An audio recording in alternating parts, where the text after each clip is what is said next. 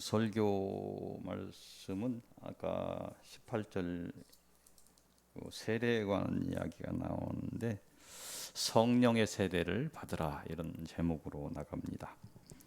성령의 세례를 받으라. 여기서 이제 이 문장에서 중요한 말, 어떤 키워드라고 하는 것은 성령입니다. 성령을 받으라는 그런 말씀입니다. 오늘 설교 서두에 먼저 이렇게 묵상하고 말씀을 나누려는 것도 성령에 관한 것입니다. 좀 중복되는 말씀은 있기는 한데 성령에 대해서 이렇게 조금 찾아보니까 성령은 예수 그리스도께서 부활 승천하신 후에 성부와 성자로부터 보내심을 받았다 이렇게 되어 있습니다. 이 땅에 오셨다는 것입니다. 성령은 하나님의 자녀에게 임재하시면서 첫 번째 자녀들을 하나님의 은총 안에 머물게 하시고 또 하나님의 복음의 진리를 깨닫게 하시고 또 하나님의 자녀들을 하나님께서 작정하신 구원으로 인도하시고 또 이 땅의 천국 확장을 위해 하나님의 교회들을 세우시고 성장시키는 그런 일들을 하신다고 하십니다.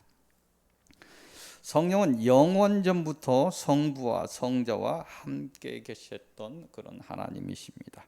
이 성령 하나님은 우리가 사도행전 이렇게 초기에 봤던 것대로 오순절 이후에 성부 하나님의 구원의 섭리와 그 완성을 위해서 이 땅에 오셨고 오순절 이후 각 사람에게 임재하게 되었다고 말씀합니다. 성령은 하나님의 자녀에게 임재하면서 하나님의 뜻을 따라 그리스도를 통해 세우신 십자가의 구원의 법을 각 개인이 완성할 수 있도록 도우십니다. 교리적인 측면에서 설명을 하니까 좀 어려울 수 있는데 그냥 들으시기 바랍니다. 성령은 성부와 성자와 동일한 인격을 가진 삼위의 하나님이십니다. 성령은 하나님의 은혜가 임하여 거듭난 자들에게 임재하여 자신의 죄를 깨닫게 하며 회개하게 하십니다. 또한 생명의 길로 인도하시며 하나님의 자녀들이 하나님의 백성으로서 합당한 그런 성결한 생활을 할 수 있도록 돕는 일을 하십니다. 성령이 하시는 그 사역을 보면 일반적인 사역, 일반적인 은혜와 특수한 은사로 사역을 하십니다. 일반 은혜라는 것은 사람을 믿음으로 인도하여 구원에 이르게 하는 것을 말합니다. 성령은 사람을 감동하게 하여 거듭나게 하시며 죄를 깨달아 회개하고 예수를 믿게 하십니다. 이것이 세상의 다른 영과 구별되는 성령만이 하시는 일입니다. 성령의 특수 은사는 사명에 따라 다양하게 나타납니다.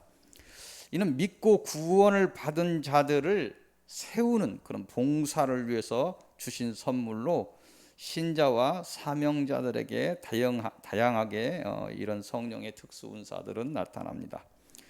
그러므로 어떤 한 가지 은사를 가지고 은사를 전체적으로 규정해서는 안 되고 각자는 자신이 받은 은사를 지키고 남이 받은 은사를 소중히 여겨야 됩니다. 모든 은사는 오직 복음을 증거하는 그런 사명을 감당하는 일에만 사용되어야 할 것입니다. 성령께서는 오순절에 이 땅에 강림하셨으며 기도하는 제자와 모든 하나님의 자녀들에게 권능을 주시고 십자가에 못 박혀 죽으시고 부활하신 그리스도와 그가 전한 구속의 복음을 만민에게 전파하게 하셨습니다. 성령께서는 하나님의 구속의 뜻을 따라 각 사람에게 여러 가지 은사를 주시며 그 은사와 달란트를 따라 정성을 다하여 예배하게 하십니다. 그 예배를 통해서 성령께서는 성도의 교제를 갖게 하시며 목회자로 말씀을 선포하게 하시고 교인들이 말씀을 듣고 깨닫게 하시며 세상에서 예수 그리스도의 십자가와 부활의 증인이 될 지혜와 권세와 권능을 갖게 하십니다. 믿는 자가 성령과 그 은혜를 충만하게 받는 것은 당연한 것입니다. 성령의 충만함을 사모해야 되는데 사단의 일이 이 땅에 있습니다. 그래서 성령의 충만함을 잘못 가면 악령의 충만함을 받을 수도 있습니다. 그래서 사단의 일이 이 땅에도 있음을 여러분들은 아셔야 되고 또 알고 있습니다. 믿는 자는 하나님이 주신 지혜를 통해서 영을 분별함이 옳을 것입니다. 가끔씩 그 유튜브 같은 걸 좀 봐요. 특별하게 찾아서 보는 것들도 있고 합니다. 영적인 사역을 한다고 이상한 일을 하는 사람들이 가끔씩 있어가지고 막 자동적으로 이렇게 그 관심을 가지고 보면 그것만이 막 자꾸 그 뭐 알고리즘이라고 그래요. 이 사람 이걸 좋아하는구나 해서 막 띄웁니다. 그래서 요즘 이렇게 보면 뭐 생각하는 목사도 뭐 이렇게 가끔 내시에 걸려서 올라오던데 이런 부분에서 이렇게 개인의 이름을 거론하는 것이니까 절제하겠습니다. 자, 삼위의 하나님은 인격의 하나님이십니다. 계속 이야기하는 거. 하나님은 인격의 하나님이셔요. 성령의 일도 인격 속에서 행해집니다. 그래서 사람이 죽어서 귀신이 되어 왔다고 하는 미혹의 현장은 절제하셔야 됩니다. 성경적이지 않습니다. 그런 일 많아요. 그런 영적인 현장에서 그런 일들이 많습니다. 뭐 쫓아내면 되는데 그냥 귀신으로 말장난하는 사람들이 많이 있어요. 하고 너 누구야? 막 이렇게 무당이 묻더니 너 누구야? 네 시어머니가 죽었어. 네 시어머니가 죽어서 왔어. 뭐 이런 식으로 말장난하는 경우들을 이렇게 보는데 큰일 나는 현장입니다. 또 사람을 쓰러뜨리는 현장. 요즘 보니까 막 줄 세워놓고 훅 그러면 그냥 막 다 쓰러져요.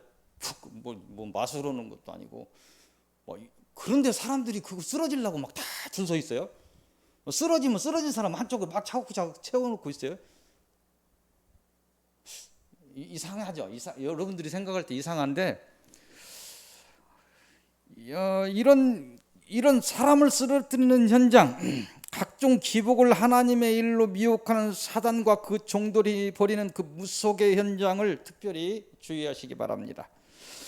생각의 분열과 두려움과 함께 오는 정신 분열 속에서 일어나는 사단의 환상과 환청을 하나님의 은혜로 오해하는 일이 없기를 바랍니다. 하나님의 환상과 그 소리가 없다는 것이 아니고 이 시대 여러분들한테 아무 사명도 없고 없는데 뭘 자꾸 나는 평강도 못 누리는데 뭐 막 하늘이 찢어지면서 무엇이 막 보이고 나는 몸이 아파 다 죽겠는데 희한한 일들이 일어난다고 하는 사람들 많은데 그런 두려움에서 오는 정신 분열 속에서 오는 그 환상 환청 하나님 거 아닙니다. 주의하셔야 됩니다. 이런 현상들 하나님의 부름으로 착각해서 사명처럼 일어난 사람들이 많습니다. 소리 하나 듣고 환상 하나 보고 그런 사람 많아요. 나는 그래서 환상을 본 사람들이 나는 환상을 봤어 이렇게 갖고 교만하게 앉아 있습니다. 참 기가 막힐 노릇입니다. 어디서 왔는지도 모르면서 그런 일들이 일어났습니다. 그래서 그런 현상들을 환상 하나 보고 이런 현상들을 그래서 하나님의 부름으로 착각해서 사명처럼 일어나서 소경이 되어서 소경을 인도하는 일이 일어나는데 주의해야 됩니다. 자기 목소리와 사단의 목소리를 들으며 자기 목소리를 듣는 사람도 있어요. 사단의 목소리를 듣는 사람이 있고 하나님의 목소리 세 가지가 오는데 구분 잘 못하니까 이상한 현상들이 많이 일어납니다. 이걸 하나님의 예언으로 말하는 무지한 거짓 선지자의 저 끝없는 기복과 인격 모독의 기만을 주의하시기 바랍니다. 성경의 진리의 말씀을 따라 믿음을 세우시고 예수 그리스도의 가신 고난의 길을 따라 소망을 확고하게 하시며 하나님의 계명을 따라 그 사랑을 행하셔서 이 시대 마지막 영적인 싸움을 이기시기를 바랍니다. 하나님이 주신 지혜가 열리시고 사단의 거짓과 그 종들의 우상의 일들을 분별하시기 바랍니다. 먹고 마시고 있는 세상 정욕을 향한 사단의 미혹을 이기시고 고난까지도 감사로 이기시며 원수까지도 사랑으로 이기시는 진정한 하나님의 제자들이 되시기를 바랍니다. 오늘 주시는 서론의 말씀은 사도행전 9장 20절에서 22절까지 보겠습니다. 이것을 통해서 주시는 말씀은 진리를 전파하라는, 이 내용은 뭐 몇 절 안 되는데 바울이 회개한 이후에 일어난 그 바울의 전도에 관한 것이 내용입니다. 이 본문을 한번 몇 줄 안 되니까 봉독해 보겠습니다. 사울이 다메섹에 있는 제자들과 함께 며칠 있을새 즉시로 각 회당에서 예수가 하나님의 아들이심을 전파하니 듣는 사람이 다 놀라 말하되 이 사람이 예루살렘에서 이 이름을 부르는 사람을 멸하려던 자가 아니냐. 여기 온 것도 그들을 결박하여 대제사장들에게 끌어가고자 함이 아니냐 하더라. 사울은 힘을 더 얻어 예수를 그리스도라 증언하며 다메섹에 사는 유대인들을 당혹하게 하니라. 그래서 예수를 다메섹에서 만나서 회개하고 또 세례를 받았던 이 바울이 그 다메섹의 회당에서 즉시의 말씀을 전파했다는 것입니다. 그 전파한 말씀의 내용을 보니까 예수가 하나님의 아들이다. 그리고 예수가 그리스도다. 이렇게 이야기하고 있습니다. 이 바울의 메시지는 다메섹 회심의 사건을 통해서 본인이 보고 듣고 확신하게 된 내용입니다. 그래서 예수가 하나님의 아들이라는 예수의 신성을 이야기하고 있습니다. 그리고 메시아라는 사실을, 그렇게 고대하던 메시아라는 사실을 두려움 없이 유대인들을 향해서 선포하고 있는 것입니다. 훗날 이 선포, 담대하게 말씀을 전구한 전도한 이거는 나중에 바울이 로마서를 썼는데, 로마서를 통해서 바울이 생각하는 복음의 핵심을 이야기하면서 이신칭의, 그러죠, 믿음으로 의롭게 된다, 이걸 로마서를 통해서 이야기하는데 하면서 말씀 전파의 중요성을 강조합니다. 그래서 로마서 10장 13절 15절 말씀에 얼마나 말씀이 중요한가를 이야기하고 있습니다. 누구든지 주의 이름을 부르는 자는 구원을 받으리라. 그런즉 그들이 믿지 아니하는 일을 어찌 부르리요? 듣지도 못한 일을 어찌 믿으리요? 전파하는 자가 없이 어찌 들으리요? 보내심을 받지 아니하면 어찌 전파하리요? 기록된 바 아름답도다 좋은 소식을 전하는 자들의 발이여 함과 같으니라. 로마서 10장 13절 15절 말씀입니다. 진리를 전파하는 것은 하나님의 명령입니다. 우리의 사명입니다. 또한 진리를 전파하는 것은 하나님의 뜻입니다. 우리가 받을 복과 밀접한 관계가 있습니다. 전할 진리는 무엇인지, 이 진리의 말씀을 왜 전해야 하는지, 어떻게 전해야 하는지 깨달아서 복에 이르시기를 바랍니다. 오늘 주시는 본론의 말씀은 사도행전 9장 36절에서 43절까지입니다. 이곳을 통해서 주시는 말씀은 죽은 자를 살리라는 그런 내용입니다. 죽은 자를 살리라고 말씀하시면서 이 내용을 보니까 베드로가 성령을 통해서 능력을 받습니다. 능력을 받는데 여제자가 있었던 것 같아요. 요바에 있는 여제자 다비다가 죽었어요. 이 죽은 여제자를 살려냈다는 것을 내용을 하고 있습니다. 사도행전 9장 40절을 보면 베드로가 사람을 다 내보내고 무릎을 꿇고 기도하고 돌이켜 시체를 향하여 이르되 다비다야 일어나라 하니 그가 눈을 떠 베드로를 보고 일어나 앉은지라. 아멘. 구약을 통해서 또 가끔 보죠. 또 주님의 사역 현장에서도 그런 죽은 사람을 살려내는 그런 것들을 많이 봅니다. 그래서 이 이적의 현장을 우리는 알고 있는데, 오늘 이 이적의 현장과 사례를 통해서 주시는 말씀을 통해서 이 이적에 대해서 알아라, 믿음이 중요하다, 이런 일들이 뭐 일어나야 된다, 이런 것들을 지금 이야기하고 있는 것은 아니고 영적인 말씀을 주십니다. 오히려 이 마지막 시대 실제적인 죽음에서 일어나는 이적은 일어나기 어려운 사건입니다.